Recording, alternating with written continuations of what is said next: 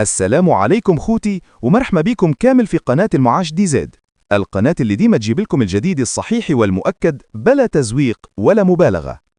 اليوم جبنا لكم خبر مهم بزاف ومن مصدر رسمي مؤكد يخص المتقاعدين، التثمين والزيادات اللي كامل راكم تستنوها على حر من الجمر.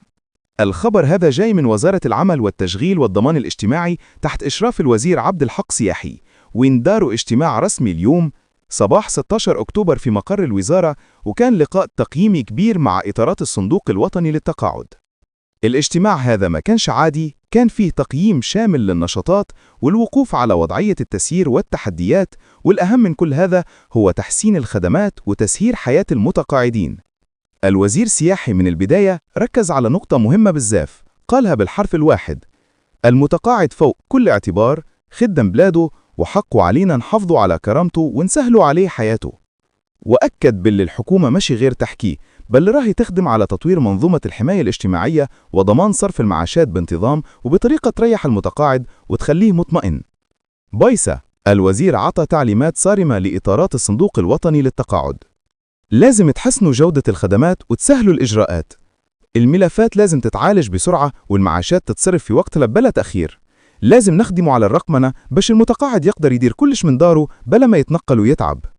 لازم تكون معاملة إنسانية فيها احترام وتقدير، ماشي بيروقراطية ولا تأجيل.